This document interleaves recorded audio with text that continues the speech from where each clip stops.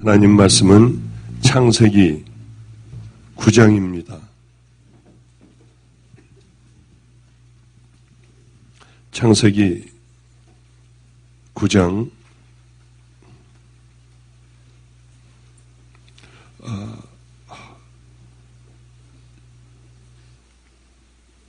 18절부터 보겠습니다. 18절부터 27절까지 보겠습니다.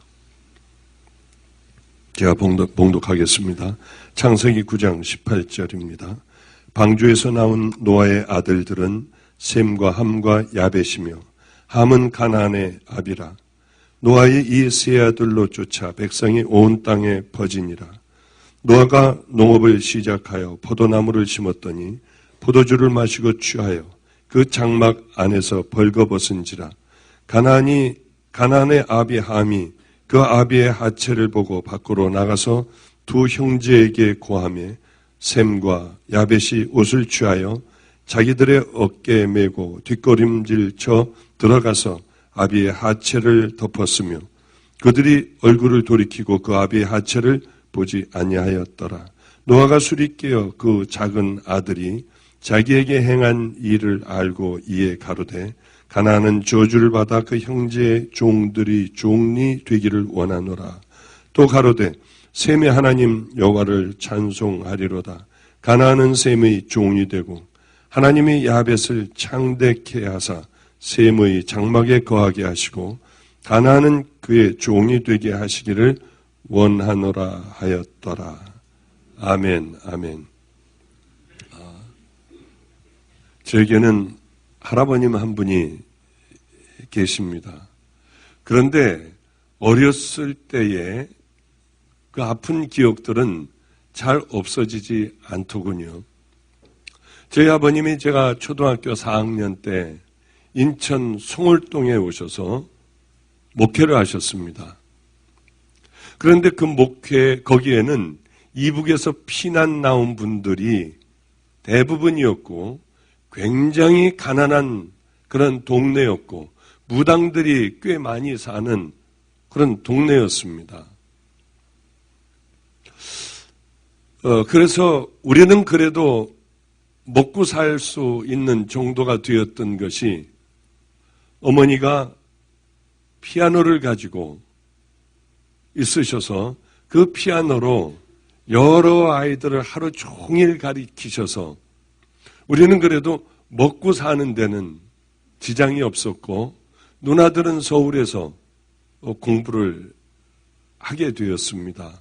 저는 저와 제 동생은 인천에서 그렇게 살게 되었고요. 그런데 그렇게 이제 넉넉하지는 않지만은 그 주변의 가난한 동네에서 그나마 조금 잘 산다는 아이들, 미군 부대에 다니는 그런 미국 사람하고 사는 그 사이에서 난 아이들, 얘네들도 와서 공부를 배웠고 또 저 멀리서 부자라고 하는 그런 부잣집 딸들은 와서 배웠던 것 같습니다. 근데 그것 가지고는 겨우 그냥 입에 풀칠을 할 정도, 애들을 학교를 보낼 정도였죠. 어느 날 어머님이 막 울고 계셨고요. 놀랍게도 이 피아노는 우리들이 밥줄인 이 피아노가 어느 차에 실려지고 있었습니다. 그리고 우리 집안은 다들 울고 있었고요. 얼마나 놀랐겠습니까? 학교를 갔다 온 저는 아주 많이 놀랐습니다. 그리고 피아노가 있었던 자리는 텅 비어버렸고요. 그리고 어머니는 그곳에서 계속 우셨습니다. 피아노가 왜 없어졌느냐 하면은 없어진 이유는 할아버님이 중앙감리교회라고 하는 곳에 부임을 해 가셨어요. 할아버님은 항상 이제 말썽이 있는 교회 가시면은 그 말썽을 말끔히 해결하시는 아주 능력 있는 분이셨습니다. 그런데 문제가 있으면은 그 교회 문제가 있으면 가만히 한 장을 강대상 밑에다 놓고 거기서 화장실 가는 것 외에는 떠나지 않습니다. 그 문제가 해결될까지 금식을 하세요. 네가 아무리 그래봐라. 내가 이거는 질 수 없어. 교인들끼리 싸우던 문제도 할아버님이 이제 병원에 실려가 죽기까지 되면 모든 문제는 다 그냥 없었던 걸로 하고 교회는 그렇게 문제가 해결되었습니다. 그러기까지 할아버님이 얼마나 힘이 드셨겠습니까? 문제만 있으면 가만히를 갖다 놓고 무릎을 꿇으셨어요. 그런데 할아버님이 그 한 교인이 그렇게 빚을 져서 이제 다 내쫓기고 교도소를 가게 되었습니다. 그러자 할아버님은 가지고 있는 것은 없고 이 양을 살릴 방법은 가만히 보니까 자식들을 아무리 돌아봐도 그것을 갚을 능력이 있는 자식은 아무것도 없었고 가지고 있는 것도 아무것도 없었습니다. 할아버님은 굉장히 부자이셨던 분입니다. 모든 재산을 다 물려받았어요. 그래서 학교도 지시고 뭐 이런저런 일에 모든 돈들을 다 쓰셨기 때문에 아무것도 가지고 있지 않은 할아버지셨습니다. 그런데 번뜩 할아버님 머리에 떠오르는 게 하나가 저 지금 인천에 가서 목회하고 있는 그 며느리가 피아노를 가지고 애들을 가리키는데 그것밖에는 없다. 생각을 하셔서 어머님에게 오셔서 이 피아노를 차를 가져오셔서요. 가져가야겠다. 내가 내 교인이 지금 이렇게 어려움을 당했으니 이것을 팔아야겠다 하고 실으라고 하신 거예요. 그러니 어머님 얼마나 기가 막히겠습니까? 우리 자식들은 이거밖에 먹을 것이 이걸로 먹고 사는데 할아버님이 그렇게 가지고 가셨으니까요. 어머니도 앉은 자리에서 계속 어두워지기까지 밥을 안 하시고 우시고 저도 무서워서 울고요. 어머니는 불을 켜고 휑한 그 자리에 그렇게 거기서 우시고 나 이 애들에게 뭐라고 얘기를 해야 되지? 갑자기 이렇게 됐으니 하면서 우시던 기억이 납니다. 할아버님은 양들을 그렇게 사랑하셨어요. 할아버님 묘비에 우리 아버님이 비석을 하나 세우셨습니다. 할아버님 묘비예요.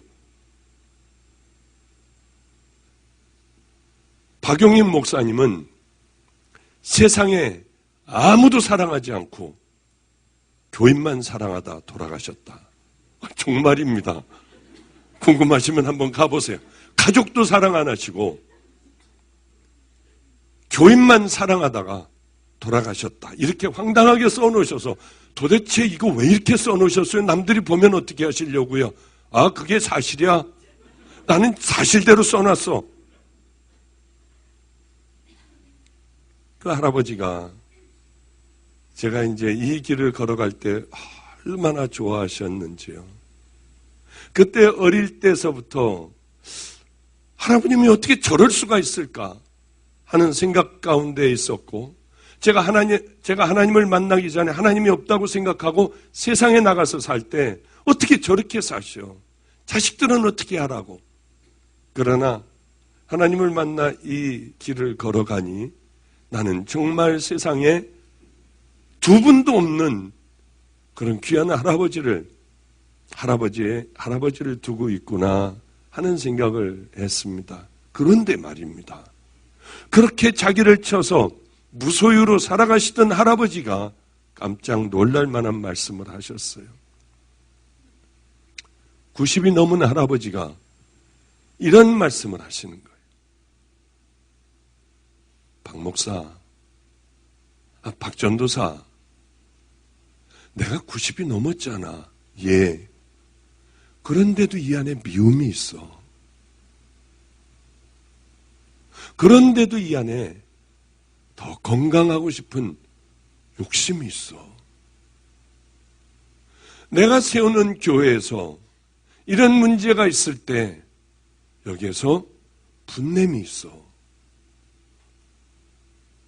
그때 그 말씀을 듣고 저는 굉장히 충격이었습니다. 아이고, 하나님 앞에 빨리 가는 게, 빨리 가야지. 빨리 가야지. 그리고는 바깥에, 아파트 바깥 창문을 보시면서 저 멀리 배는 나의 시온성 막 이렇게 좀 많이 떨면서 찬양을 할아버지가 90살이 넘으셔서 그렇게 하셨어요. 저는 정말 우리 할아버지가 시온성을 바라보며 그리워하실 줄 알았는데 할아버지의 속마음을 슬쩍 비치는 데 보니까 더 건강하게 더 오래 살고 싶고요. 열심히 운동도 하여 남은 삶을 건강하게 살고 싶은 욕심, 그거야 누구는 없겠습니까? 그때서부터 죽으면 늙어야지 하는 거 안 믿어요, 이제는요. 늙으면 죽어야지. 죄송해요.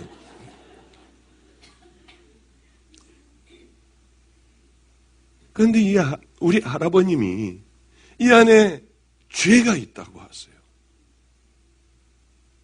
90이 훨씬 넘으시고 20대 때서부터 하나님을 모시며 귀한 종의 길을 걸어가시고 감리교에선 그래도 성자 같은 삶을 사셨다고 하는 우리 할아버님에게도 그 마음의 중심에는 그게 있다고 하는 것을 이제 주의 길을 걸어갈 아무도 없을 때 주의 길을 걸어갈 장손에게 할아버님의 마음을 열어 보여주셨어요.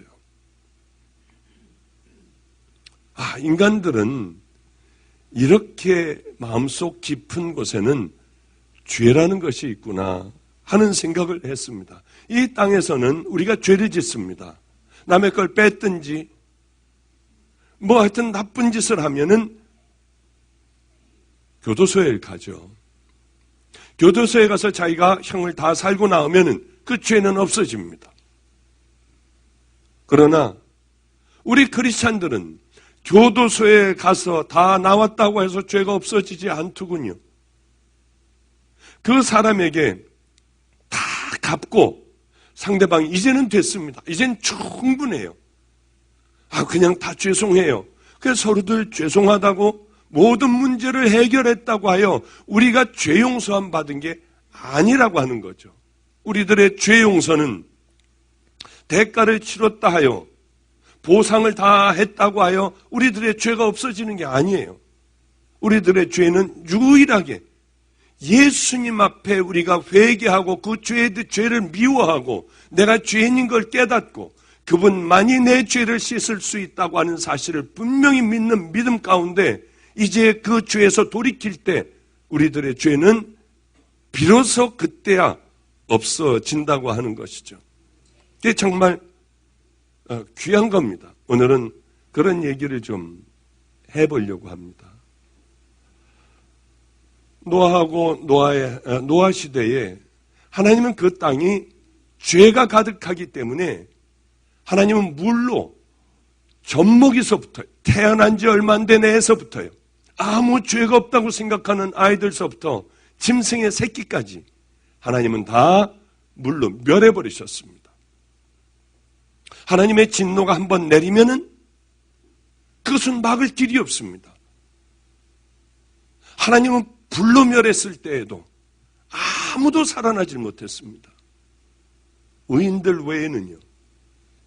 하나님은 물로 이제 노아 시대에 죄가 꽉 들어찼기 때문에 하나님의 심판은 내려지기 시작했습니다.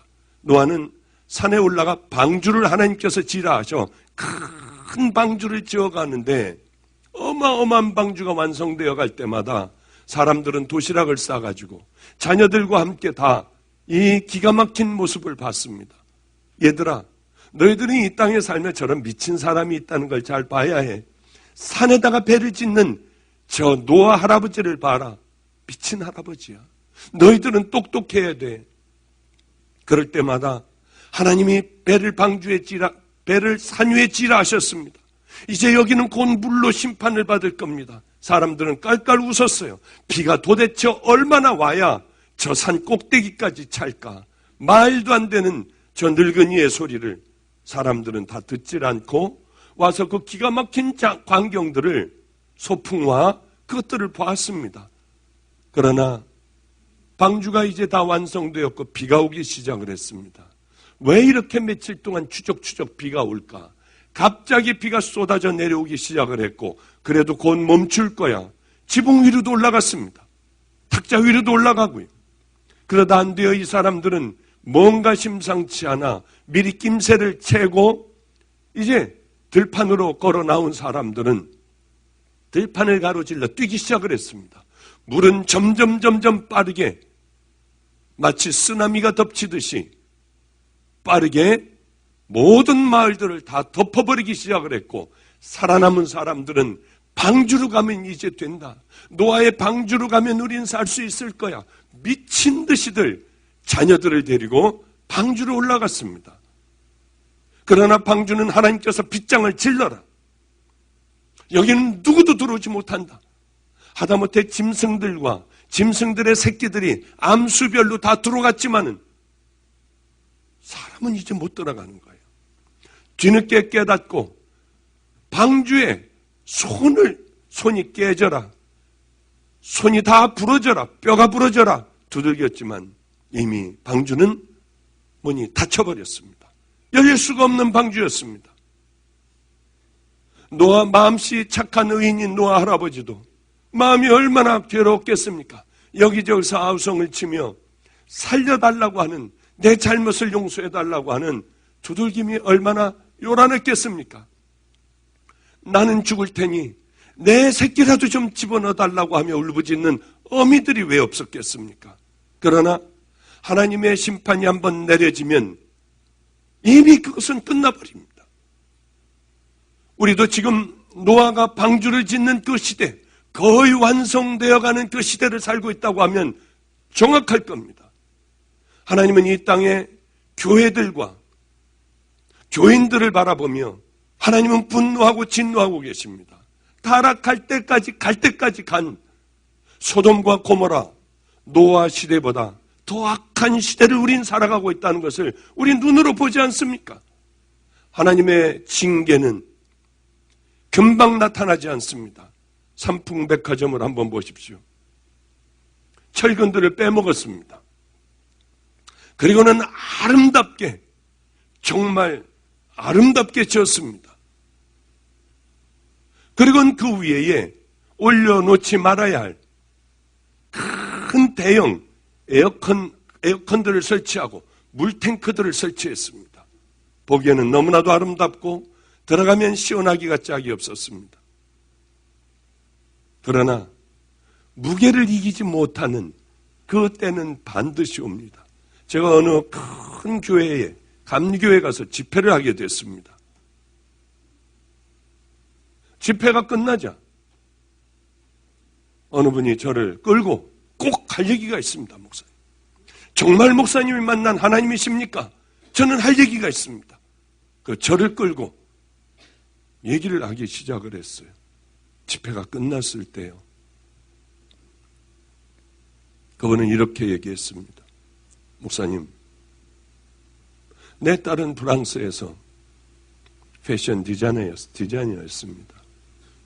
그래서 이제 그 아이의 소원대로 삼풍백화점 매장에 가장 좋은 자리에 매장 하나를 제가 구입해 줬고, 내 딸은 그날이 첫 번째 이제 매장을 오픈하는 그날이었습니다. 내 딸은 들어갔습니다.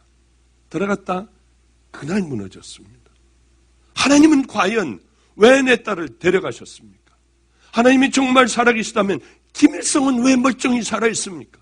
김정일은 왜 살아있습니까? 악한 저들 악의 축을 먼저 죽여버리셔야지 하나님이시지 않습니까? 교회를 잘 다니던 내 딸은 도대체 왜 죽는 거예요? 우리가 하나님의 뜻을 어떻게 알겠습니까? 그 가운데는 착하게 살던 사람도 있었을 겁니다. 노아의 시대에 다 악한 것이 아니라 그래도 착하게 살던 사람들이 있었을 거예요. 하나님은 이제 이것 가지고는 안 된다고 생각하실 때, 도저히 안 된다고 생각하실 때 하나님은 새 틀을 짜기 위하여 징계를 내리실 때도 있습니다. 그 하나님의 징계가 이 나라에 그렇게 오래지 않겠구나 데이빗 우어 박사는 이 나라에 하나님께서 꼭 하실 말씀이 있다고 하여 제가 초청을 했었습니다. 그래서 저를 신사돈이 별의별 소리를 다 하더군요. 저는 그분이 진짜니 가짜니 하고 떠들더라도 어떤 얘기를 할 겁니까? 주님의 심판이 이르렀다고 하는 얘기를 반드시 주님이 하시라고 하셨다고 하여 저는 그 좋은 얘기 아닙니까? 제가 하고 싶었던 얘기 아닙니까? 그분을 제가 초청을 해서 우리들은 그의 얘기를 들었어요. 전 개인적으로 얘기도 했습니다. 이것은 반드시 심판이 있을 거라고요.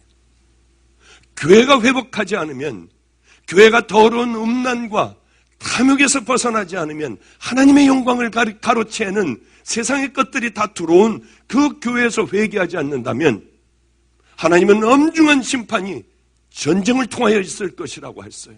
그때 되는 다들 깜짝 놀라. 이게 뭐지? 이게 어디지? 우리가 왜 이렇게 살아왔지? 그러나 그때는 늦을 것이라고 했어요. 마찬가지입니다. 노아의 방주도 역시 동일합니다.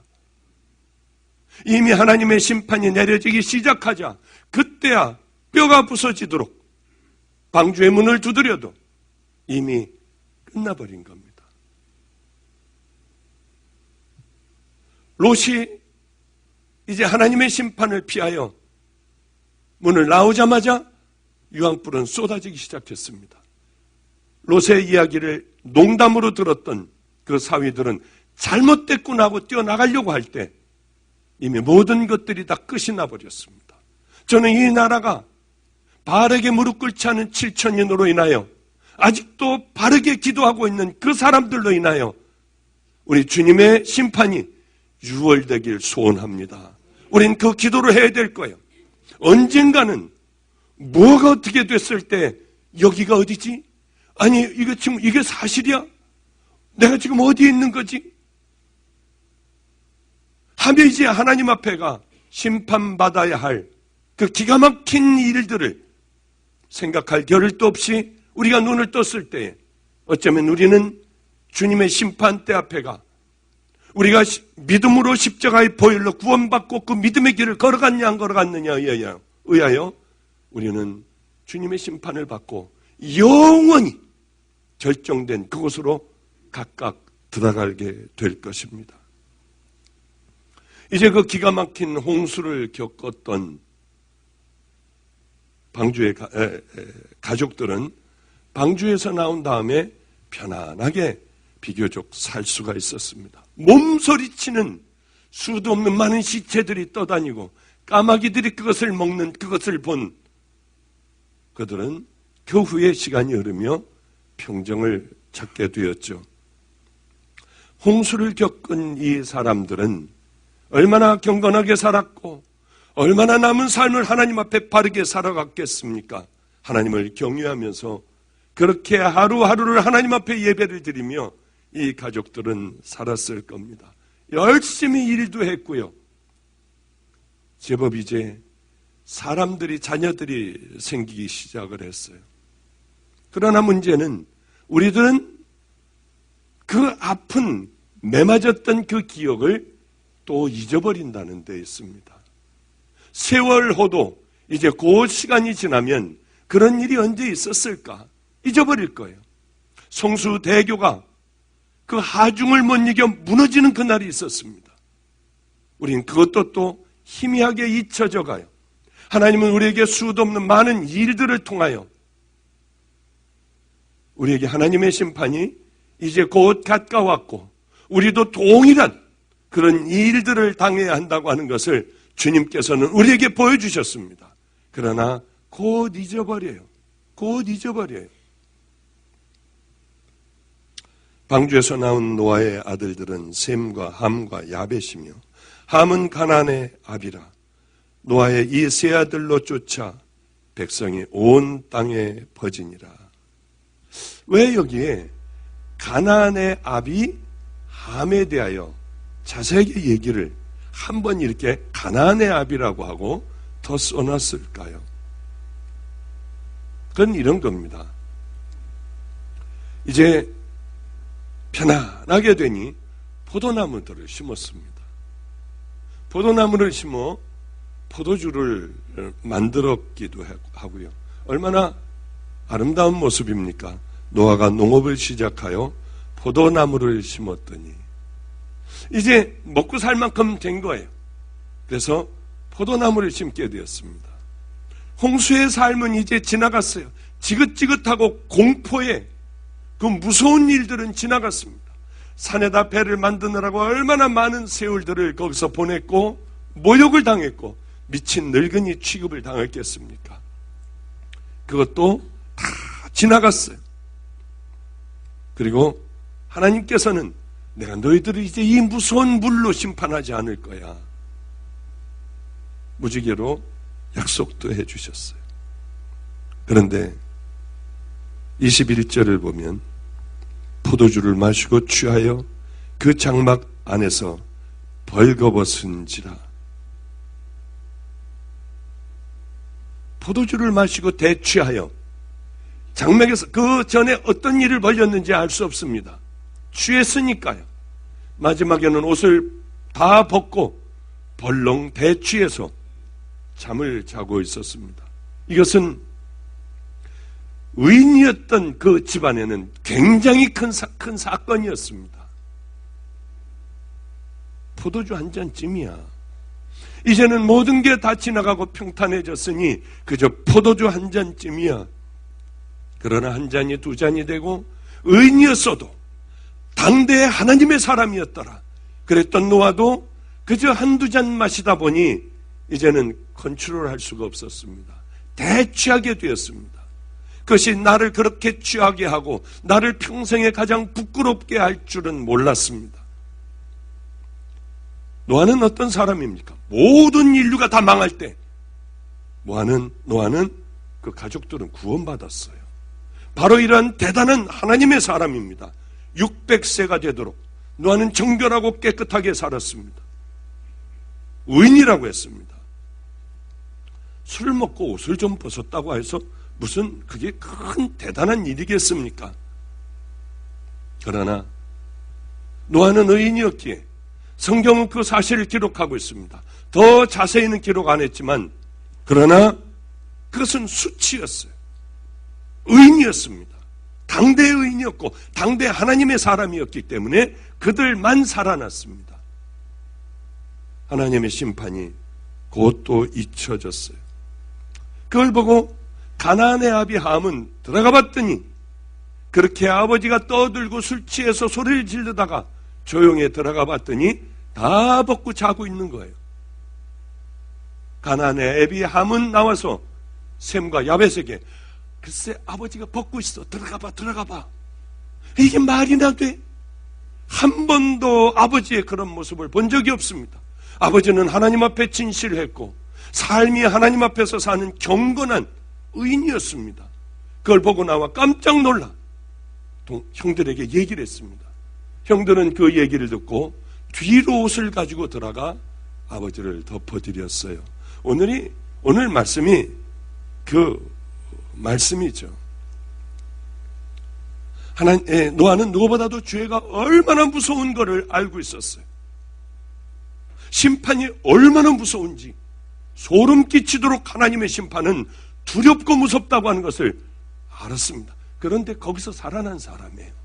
노아는요, 오랜 세월이 그러나 흐르면서 환경이 바뀌면서 이제 다 모든 것들이 정리되며 노아는 생각하지도 못하던 실수를 나도 모르게 저지르게 됐습니다.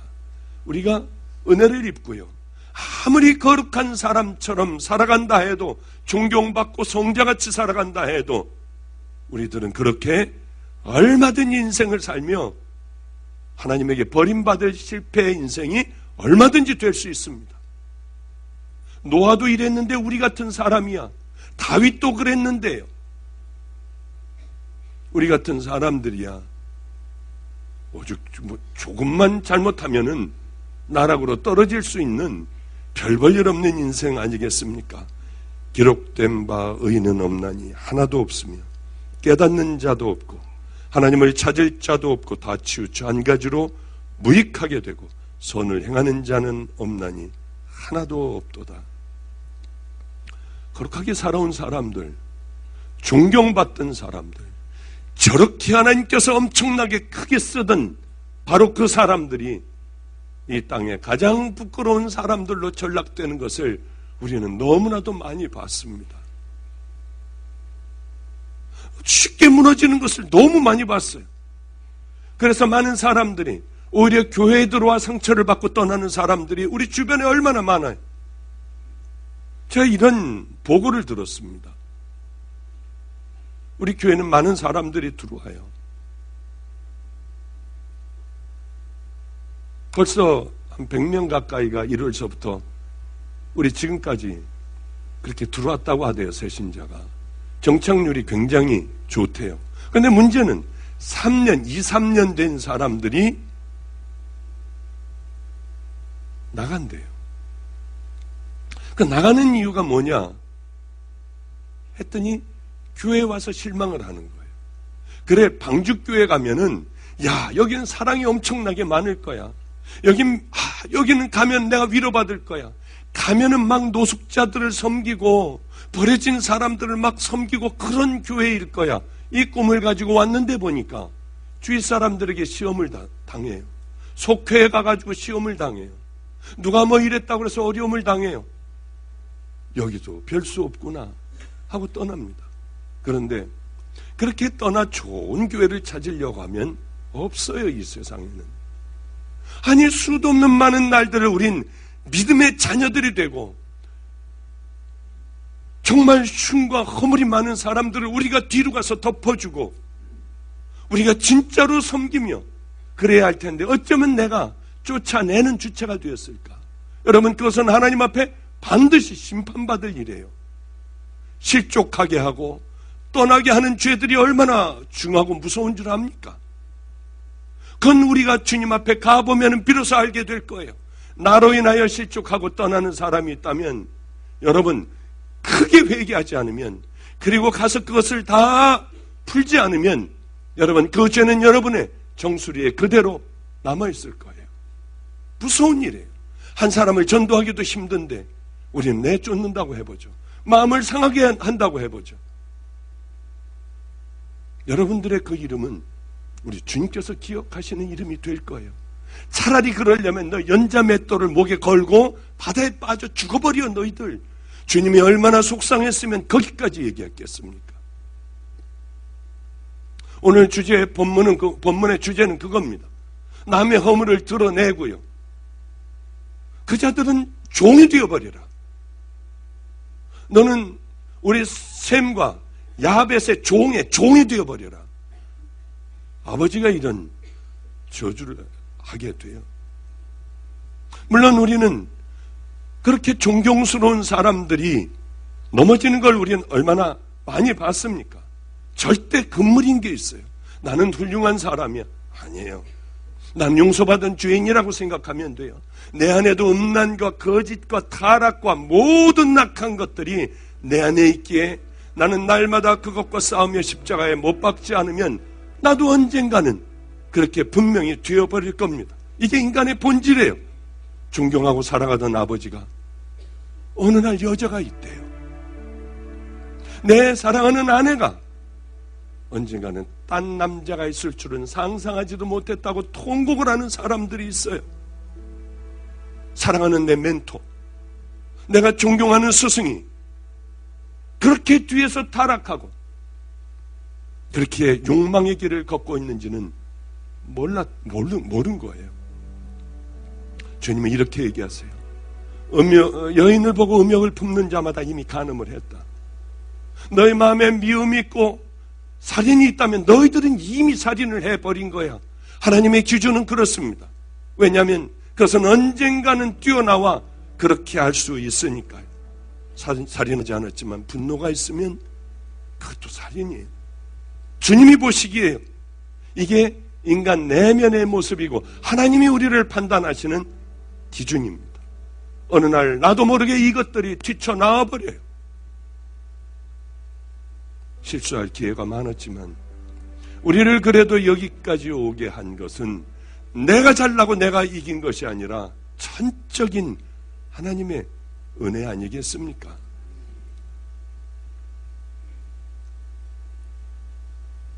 그러니 여러분들 함부로 느낀 것 교회에서 말하지 마세요. 사람들 함부로 판단하지 마세요. 그것들은 사단이 내 안에서 나를 주장하는 거예요. 우린 그저 이곳에 와서는 섬기고 낮아지고 그저 남의 허물을 덮어주는 그 사람들이 돼야 되는 거예요. 여러분, 여기서 높아지려고 하지 말고 유명해지려고 하지 말아야 해요. 우리는 다 계급이 없어요. 집사 뭐 이런 거 없잖아요. 권사도 없고요. 우린 다 평신도예요. 여러분들이 이곳에서 올라가 봐야 올라갈 곳도 없어요. 올라간다고 하면 추하기가 그지없는 교회가 되어야 합니다. 내가 지금 모든 걸 다 할 수 있어. 그런 생각하지 마세요. 좋은 일 있으면 남 모르게 하세요. 헌금할 거 있으면 그냥 조용히 이렇게 하세요. 그리고 남의 허물이 있으면 가만히 감싸주고, 그것도 감싸주지 못할 정도 되면 엎드려 기도하세요. 내가 해놓은 것 남에게 공을 돌리며 우리는 하늘나라에 가장 귀한 많은 것들을 쌓아놔야 하지 않겠습니까? 그렇지 않으면 우리는 이 땅에서 실패할 수밖에 없어요. 셈과 야벳이 옷을 취하여 자기들의 어깨에 메고 뒷걸음질쳐 들어가서 아비의 하체를 덮었으며 그들이 얼굴을 돌이키고 그 아비의 하체를 보지 않았더라. 얼마나 아름답습니까? 여러분, 셈과 야벳이 아비의 하체를 뒤로 들어가 덮어준 것처럼 하나님께서도 우리의 허물을 덮어주셨어요. 이제 우리가 뭐 해야 합니까? 우리가 해야 될 것은 우리도 이런 은혜를 입은 자들이니 내 이웃들, 함께 성도들, 내 부모에게 상처받은 것이 있다면 다 덮어줘야 돼요. 그분들도 우리하고 똑같은 연약한 인간일 따름이에요. 이에 가로되 가나안은 저주를 받아 그 형제들의 종이 되기를 원하노라. 또 가로되 셈이 하나님 여호와를 찬송하리로다. 가나안은 셈의 종이 되고 하나님이 야벳을 창대케 하사 셈의 장막에 거하게 하시고 가나안은 그의 종 되게 하시기를 원하노라. 그렇습니다. 그냥 용서하고 그냥 덮어주는, 하나님이 우리를 보시기에 어떤가 그 자녀가 되고 덮어주는 것으로 끝나는 게 아니라 주님의 기쁨이 된다면 언제나 우리는 믿음의 길을 향하여 그것을 선택하고 가야 합니다. 이 말씀 드리고 끝내죠. 제 마음에는 우리 전도사 가운데, 목사 가운데 불편한 목사가 하나가 있었어요. 우리 권순호 목사의 사모가 제 마음에 불편했습니다. 왜냐하면 보육원을 하나 하고 있는데 네가 보육원에 가서 열심히 일해라. 결혼하기 전에요. 보육원에서 열심히 그렇게 목숨을 다해 일을 하더군요. 아유, 정말 잘했다 했는데 복잡한 일들이 이제 생기기 시작을 했고 보육원도 위기에 처하게 되었습니다. 그런데 바로 그때 우리 권순호 목사하고 결혼을 하게 됐고 마침 그 아버지가, 그 사모의 아버지가 암에 걸렸어요. 목사님, 우리 아버지가 암에 걸리셨고 또 저는 결혼했으니 남편도 돌봐야 하는데 사표를 내야겠습니다. 아니야, 너 한 6개월만 더 해줘. 힘들어도 지금 어떻게 나가면 도저히 안 돼. 그런데 그만 나가버렸어요.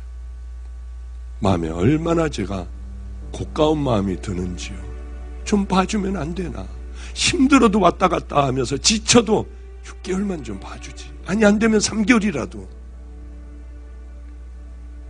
제 마음에 그런 마음이 들었어요. 그래, 너는 나하고 일할 수 없어 이제. 저 혼자 아무도 모르게 그 결정을 했어요. 그런데 제가 힘든 일이 있을 때마다 와가지고 저를 위로를 해주더군요. 그래서 이제 반은, 허물을 지적하던 반은 없어졌어요. 그래도 아직도 반은 남아 있었습니다. 어떻게 해야 할까? 어떻게 해야 할까? 그런데 이번 주 목요일 날 다 없어지게 됐어요. 왜냐하면 이번 주 목요일 날 봤더니 이 머리가 짧아졌더군요. 해도 너무하게 짧아졌어요. 그런데 우리 고용진 전도사 아내도 머리가 엄청 짧아졌어요. 고용진 전도사에게 제가 물었습니다. 아니, 사모는 왜 이렇게 짧게 잘랐어? 애가 자꾸 애를 키우는데 머리를 자꾸 땡기고, 이게 1년 되니까 애가 막 머리도 땡기고, 이게 귀찮아서 확 다 쳐버렸대요. 그래서 제 마음에 권순호 목사의 사모가 와서 제가 이렇게 얘기했어요. 그거 요즘 유행이냐? 고용진 전도사의 아내 머리를 보니까 그게 멋있었냐? 아니에요, 목사님. 저는 그 목사 사모 둘 다 매일매일 기도 몇 시간 했나? 성경은 얼마나 읽었나? 저한테 보내야 돼요. 일주일에 꼭 아내도 그렇고 남편도 그렇고 멀리 떨어져 군목을 하고 있으니 강원도 속에 들어가 있어도 제가 챙겨줘야 하지 않습니까? 그래서 날마다 그걸 해오는데 시원찮아요. 가뜩이나 반밖에는 안 남았는데 얘네들이 시원찮은 거예요. 똑바로 해. 너희들 이번엔 바로 해. 하고 있었는데 이번에 와서 머리가 짧아진 채로 와서 왜 그랬니 너는? 그랬더니 목사님, 제가 기도도 잘 못했잖아요. 성경도 못 읽었잖아요. 군인교회에서 열심히 군목으로 있으며 저는 입덧이 너무 심해서 잘 섬기지 못했거든요. 하나님 앞에 죄송해서 어떻게 하면 우리 주님을 기쁘게 할까 하는데 또 월급을 타는 것을 너희들은 이만큼은 적금을 들고 나머지 요만큼 가지고 살아. 힘들고 어려워도 버텨봐. 그래서 얘네들은 다 적금을 해요.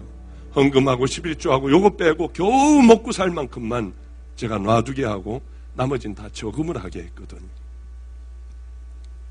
돈으로 하나님을 기쁘게 해드릴 일도 못하고, 그런데 눈에 번쩍 띄는 소식이 있더래요. 병원에서 머리카락을 구한대요. 왜냐하면 소아 암 걸린 애들은 암도 괴롭지만 자기네들의 얼굴을 보고 충격을 받는답니다. 그런데 이게 생머리여야 하고 파말 해본 적이 없는 머리, 또 물감을 들이지 않은 머리, 이 머리를 원한대요. 20cm 이상. 근데 자기가 여기에 해당될 것 같더래요.